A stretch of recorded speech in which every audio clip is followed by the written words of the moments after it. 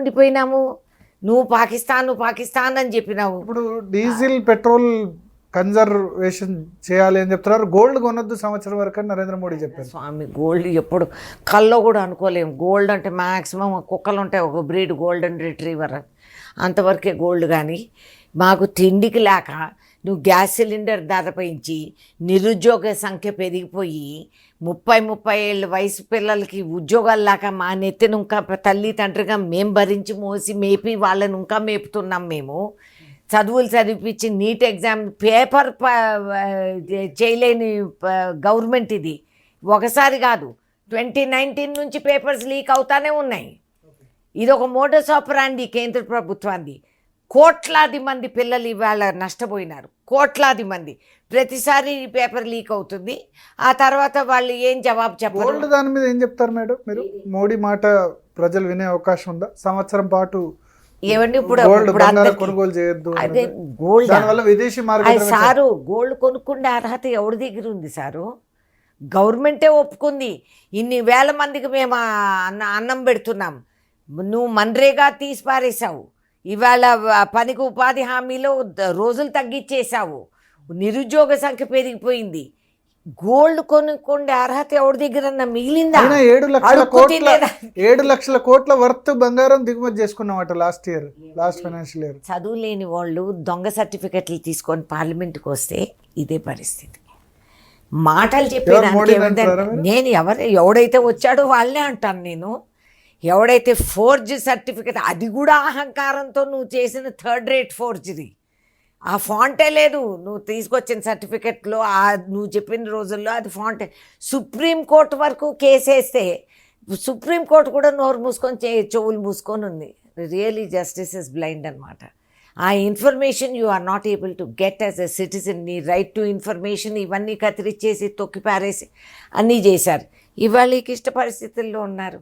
Middle class families నాకెందుకులే ఇది నా గొడవ కాదు అని అనుకున్న వాళ్ళందరికీ ఇవాళ గోరు చుట్టుపై రోకలి పోటు. ఇవాళ మీకు అర్థమవుతుంది గవర్నమెంట్. మరి స్టేట్ గవర్నమెంట్ అన్ని సక్సెస్ అయినా ఇక్కడ లేదు, అన్నీ సక్సెస్ అని కాదు. ఇంకా కొరతలు ఉన్నాయి, అవకతవకలు ఉన్నాయి. మేము ఇచ్చిన మాట హామీలు మేము పూర్తి చేయలేకపోయినాము. అనుకోని జియో పొలిటికల్, అసలు మీరు అప్పుడు మీడియా లోపలికి రానివ్వలేదు. మేము గాంధీ భవన్లో మీటింగ్ అయినప్పుడు, ఫస్ట్ మీటింగ్ ఆఫ్ మీనాక్షి నటరాజన్జీ పొలిటికల్ పెట్టినప్పుడు నేను మాట్లాడింది. నేను అప్పుడు వార్నింగ్ ఇచ్చా, future is going to be like this. Rupee is sliding. నీ కామర్స్ వీళ్ళు అసలు మహిళా రక్షణ కావాల్సిన నిధులన్నీ కూడా పిఎం మోడీ ప్రచారంకి పెట్టుకొని అన్నిటి మీద. అప్పుడు మమతా బెనర్జీ బాగా అడిగింది, కోవిడ్లో చనిపోయిన డెత్ సర్టిఫికెట్ మీద కూడా నీ ఫోటోనే పెడతామా అని. కాబట్టి ఈ విధంగా ఇది మీరు 6 గ్యారంటీల్లో అమలు చేసింది ఒక ఫ్రీ బస్ ఒకటే పూర్తిగా. 200 యూనిట్ల కరెంటు ఫ్రీ బస్. ఆ 200 యూనిట్ల కరెంటు కూడా పూర్తిగా అందరు రావట్లేదట. గ్యాస్ సిలిండర్ 500 ఎక్కడో కొంచెం మహిళలకి 2500 ఇస్తా అన్నారు, ఇవ్వలేకపోయారు. పెన్షన్ 4000 చేస్తామన్నారు, అదే 2000 ఉంది. పక్క రాష్ట్రం ఆంధ్రప్రదేశ్లో 4000 చేశారు. అది బీజేపీ గవర్నమెంట్ కాబట్టి. ఆ పక్క గవర్నమెంట్ చంద్రబాబు నాయుడు చేశారు కదా 4000. అవునండి, Chandrababu Naidu sitting and supporting the government. కేంద్ర ప్రభుత్వం ఇప్పుడు ఆయన నోరు జారినా కాలు జారినా గవర్నమెంట్ కాస్త కూలబడుతుంది. అందుకని చెప్పి ఆయన వచ్చే మోడీ రేవంత్ రెడ్డి ఇద్దరు ఒకటే అని అంటారు బీఆర్ఎస్ వాళ్ళు. మన మోడీ వచ్చేసి మెరసే జుడే రహో రేవంత్ జీ అని అన్నారు. వాళ్ళకి ఎక్కడా సౌత్ ఇండియాలో ఎంట్రీ పాయింట్ దొరకలేదు. మొన్న కూడా తమిళనాడులో లుంగి వేసుకొని పోతే తమిళియన్స్ అంత బేవకూఫులు ఈయనకు ఓట్లు వేసేస్తారా? ఏమనుకుంటారండి, ఇదంతా నార్త్లో జరగవచ్చు కానీ సౌత్లో ఈ పప్పులు ఉడకవు. We're far more advanced civilizations. ఎన్నో విధాలుగా మనం చూసుకున్నాం. ఆయన లుంగి వేసుకొని ఈ వేషాలు మార్చుకొని అన్నిటికీ అందరూ ముగ్ధమైపోయి ఓట్లు వేసేస్తారు. మోడీ బహిరంగంగా రేవంత్ రెడ్డిని రిక్వెస్ట్ చేశారు, మెరసే జుడే రహో అని. అది బీజేపీ మోడస్ ఆపరాండి. అది అట్లా చెప్పి అనుమానాలు పాతేసి ఆ విధంగా ఇది చేయడానికి ఆడు సౌత్లో ఎంట్రీ కావాలని ఎత్తుక్కుంటున్నాడు. కర్ణాటకలో జరగటం లేదు, కేరళలో ట్రై చేస్తున్నారు. They will try. అన్నీ చెయ్యాలి కదా, మరి వాళ్ళు చేసేవన్నీ వాళ్ళు చేస్తూ ఉంటారు. జరగొద్దా? జరగదు. హైకమాండ్తో మంచి రిలేషన్స్ ఉన్నాయి రేవంత్ రెడ్డికి. ఎందుకు ఉండవండి? Is our chief minister. దాంట్లో అలిగేదేముందండి బాబు? ఇంతకుముందు రేవంత్ రెడ్డి మాట్లాడుతూ ఒక సదస్సులో 2034 వరకు నేను చీఫ్ మినిస్టర్గా ఉంటాను, ఆ తర్వాత జాతీయ రాజకీయాల్లోకి వెళ్తాను, పార్టీ చెప్పిన వాళ్ళని ముఖ్యమంత్రి ఇక్కడ చేస్తాను అని చెప్పారు. అచ్చా, వెరీ గుడ్. అయితే అందరికీ అవకాశాలు ఉంటాయన్నమాట. మీకు లేదా? మీకు రాష్ట్ర రాజకీయాల్లోకి రావాలి ముఖ్యమంత్రి? నాకు ఎప్పుడు కోరిక లేదు, ఇప్పుడు లేదు. What to do? I have no such ambition. ఎందుకు మెంబర్ ఆఫ్ పార్లమెంట్ గానే ఎప్పుడు ఎందుకు సాటిస్ఫైడ్? Very happy. ఎప్పుడు ఎమ్మెల్యేగా ఎమ్మెల్సీగా అందరూ ఆశపడితే ఎట్లండి? ఎవరన్నా ఎక్కడన్నా పనిచేసే వాళ్ళు కూడా కావాలి కదా. It's all right, I'm very happy. మధ్యలో మీకెందుకు బాధ? I'm okay. రేవంత్ రెడ్డి సంబంధించి ఈ 2.5 yearsలో మీకు లోటుపాట్లు అంటే జనరల్గా సరే ఇప్పుడు అందరూ ఇది బాగుంది అది బాగుంది అని చెప్తారు, కానీ ఇది చేసుంటే బాగుండేది అని అనిపించిందా? కొంచెం తొందరపాటు తగ్గించుకొని మనం రోజుకు ఒక స్కీమ్ అనౌన్స్ చేయాల్సిన అవసరం లేదు. ప్రజలు అండర్స్టాండ్, సిటిజన్స్కి అర్థమవుతుంది, అందరికీ తెలుసు. ఇప్పుడు పిఎం మోదీ ఏం చెప్పాడు? ఏం కొరత ఉండదు, గ్యాస్కి ఏం కొరత ఉండదు, అన్నీ బాగున్నాయని 10 రోజులు ఊరికే టామ్ చేశారు టీవీ మీద. చేసిన తక్షణం ఏమైంది? After that we don't have gas shortage వచ్చింది సిలిండర్లకి. అది ముందే మీరు మాకు చెప్పింటే ప్రచారం చేసి ఇబ్బందికి మనం గురి అవ్వచ్చు. ఎందుకంటే జాతీయ రాజకీయాలే కాదు, ప్రపంచ రాజకీయాల్లో మార్పు వచ్చేసింది. అందరం కూడా సాహసంతో మనం it's not the first time. గతంలో కూడా ప్రైమ్ మినిస్టర్స్ అపీల్ చేశారు. లాల్ బహదూర్ శాస్త్రి మాట్లాడింది. నాకు ఇవాళకి కూడా ఆయన వాయిస్ నా చెవుల్లో. సో రేవంత్ కూడా తెలంగాణ ప్రజలకి అట్లా ఈ మాకు బడ్జెట్ అప్పులు చాలా ఉన్నాయని ఆయన చెప్పారు. అనుకోకుండా ఇట్లా అయిందనేది he has conveyed that to the public. మేము చేయదలుచుకున్నాము అని. కొంచెం ఎక్కడో గ్యాప్ ఉందండి పర్ఫార్మెన్స్కి, ఇమేజ్కి. There is a gap. Scheme implement చేస్తే పూర్తిగా ఇంప్లిమెంట్ చేయాలి, సగం సగం చేయకూడదు అంటారు. ఇప్పుడు రుణమాఫీ 20,000 కోట్లు అయినా సాటిస్ఫాక్షన్ లెవెల్ లేదు. ఏమండి, రుణమాఫీ అంటే మేము ఇన్హెరిట్ చేసింది కూడా పెద్ద లైబిలిటీ, మామూలు లైబిలిటీ కాదు. మా నెత్తిన భారం మోసి తంటాలు పడి కింద పింద ఎట్లో పడి రైతు భరోసాలు ఇవి అవి మేము ఎక్కడైతే సామాజిక పరంగా మనం వాళ్ళని బలపరచాలో అక్కడ ఫోకస్ చేస్తూ ఆయన చేస్తున్నాయి. కొన్ని మాకు నెగిటివ్ ఇది వచ్చింది, కొన్ని హైడ్రా డిమాలేషన్స్, ల్యాండ్ ఇష్యూస్ పైన కొంచెం మాకు నెగిటివ్ ఇమేజ్ ఉంది. నేను లేదంటం లేదు. అది కోర్ట్స్ కూడా విచిత్రంగా ప్రవర్తిస్తాయి. హైడ్రా పెట్టాల్సి లేకుండా లేదండి, HYDRAA basic concept is excellent, మనం కాదనడానికి వీల్లేదు. It's a very daring vision మనం పెట్టుకుంది. అది బేసిక్గా మనం అది స్టడీ చేస్తే in theory it is an excellent scheme. అది అమలు చేసే విధానంలో అదే అంటారు చూడండి, దేవుడు వరం ఇచ్చిన పూజారి వరం ఇవ్వకపోతే కష్టం అనేది అట్లా అయింది. అంటే ఫెయిల్యూర్ ఎవరిది? రంగనాథ్ అంటారు. రంగనాథ్ నేను అన్ను, it's not his this thing. ఆ ఇంటర్ప్రిటేషన్ ఇప్పుడు సుప్రీంకోర్టు రూలింగ్ ఏమని ఇచ్చారు? పేదల గుడిసెలు అవి కూల్చేది లేకుండా అంటారు. లేదు అట్లా కూల్చేది లేదని కాదు. R&R first you rehabilitate, you give them a chance. నువ్వు పండగ ముందు చలికాలము, ఎండాకాలము, వర్షాకాలము పేదవాళ్ళని జరిపి వాళ్ళ కష్టాలకు వాళ్ళు గురవుతే దట్స్ నాట్ అవర్ లక్ష్యం. అంటే కోర్టు నుంచి తెచ్చుకుంటున్నారు, వాళ్ళు టైం ఇస్తే కోర్టు నుంచి స్టే తెచ్చుకొని అట్లా సంవత్సరాల తరబడి స్టే. మరి కోర్టులు కూడా నిద్రలేయాలి కదండి. Court can't become administrators for us కదా. Court should also apply the mind. A justice ఇండ్ల ముందు మేము గుడిసెలేస్తాము ఒప్పుకుంటారా? వాళ్ళు అందరికంటే ముందు చై అని లేసేది వాళ్ళే. సో వాళ్ళు కూడా అర్థం చేసుకోవాలి. వేరే ఇల్లు ఇచ్చి ఇప్పుడు ఈ దేశంలోనే కాదు, చైనాలో అక్కడ మీరు ఇతర దేశాల్లో చూడండి, డెవలప్మెంట్ అండ్ ఇది అన్నప్పుడు రోడ్స్ ఎక్స్పాండ్ అవ్వాలా, కొత్త బిల్డింగ్స్ రావాలా, మన డ్రైనేజెస్ ఇది చేయాలా, ఇవన్నీ ఉంటాయి. లేదు మనం పేదవాడు, వీఆర్ నాట్ అగెయిన్స్ట్ ఎనిమీస్. అసలు కాంగ్రెస్ పార్టీ ఉండేదే పేదవాడి కోసం. సో హైడ్రా హ్యాండిల్ కరెక్ట్గా చేయలేదు. కాన్సెప్ట్ బాగుంది, హైడ్రానే కాదు, కాన్సెప్ట్ ఇస్ వెరీ గుడ్. కొన్ని అవకతవకలు మీ మీడియా పుణ్యాన్ని కూడా మీరు ఉన్నది లేనిది పెంచేసి 70 mm చూపించేస్తారు. చిన్న చిన్న కొరతలు కూడా.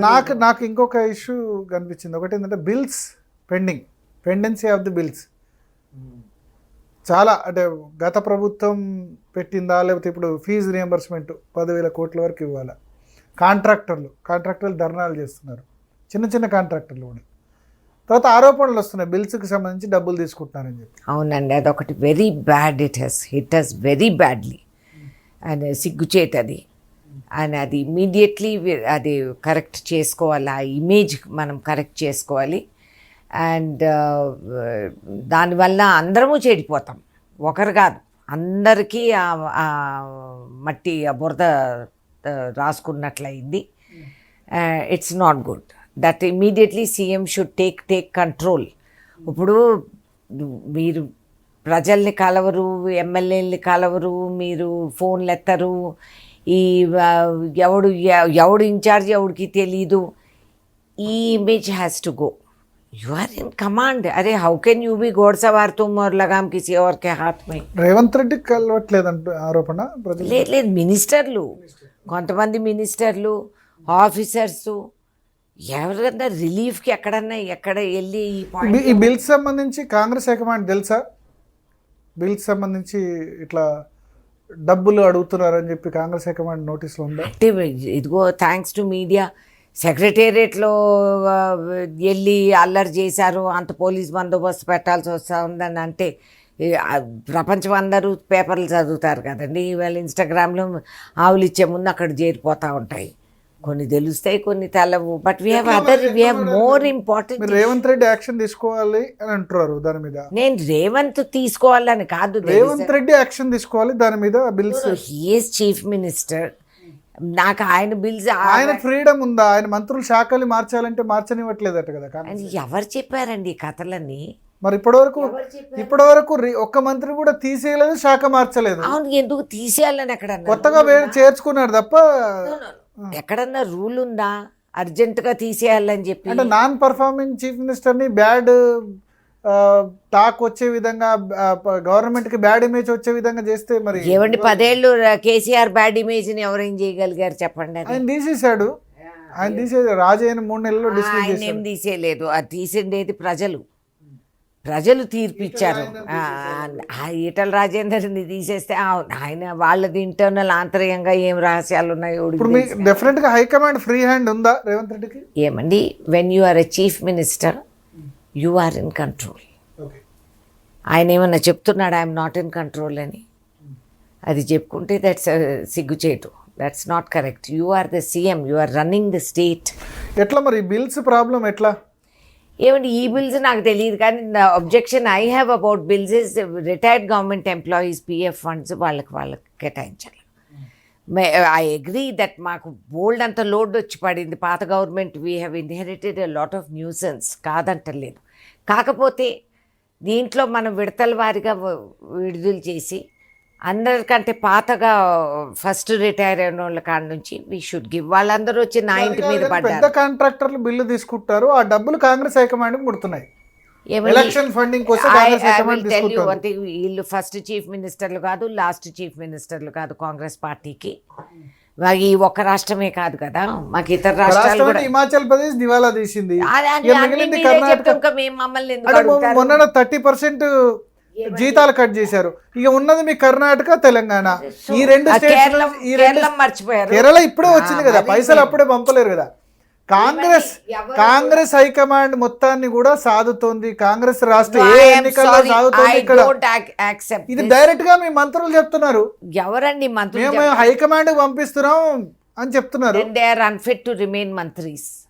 నేను ఇది ఓపెన్ గా చెప్తున్నా.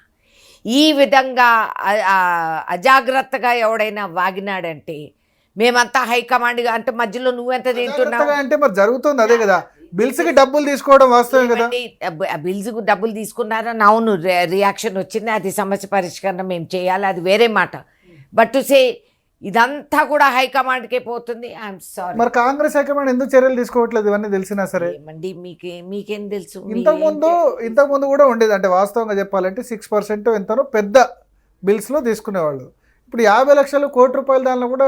అబ్బో, అసలు ఏ విధంగా పోల్చినా మేము బీజేపీ వసూలు చేసుకున్నంత మేము ఎక్కడ. వాళ్ళు బీజేపీ పాలిత రాష్ట్రాల్లో బిల్స్ కి డబ్బులు తీసుకోవాలి. అబ్బో నాయన, ఎందుకంటే వాళ్ళు మేనే దోసుకుంటున్నారు. ఇంకా బిల్స్ డబ్బులు వాళ్ళ మీద పడుతున్నారు కదా మీరు అన్నట్టు. వాళ్ళు దేశాన్ని రిటైర్డ్ ఎంప్లాయీస్ కూడా కొద్దిమంది సీనియారిటీ లేని వాళ్ళే క్లియర్ అయిన సందర్భం ఉంది. వాళ్ళు నడుస్తుంది కదా. మరి Even ఎట్లా మీ clear కాంగ్రెస్ పార్టీ వాళ్ళ కాంట్రాక్టులు చేసిన వాళ్ళకి కూడా డబ్బులు రావట్లేదు. మీ ఎమ్మెల్యేలను అడగండి, మీ ఖమ్మం జిల్లా ఎమ్మెల్యేలను అడగండి, మీ ఎమ్మెల్యేలు రికమెండ్ చేసిన డబ్బులు వస్తున్నాయా? ఏమో నాకు ఇంతవరకు వాళ్ళు ఎవరూ కంప్లైంట్ ఇవ్వలేదు.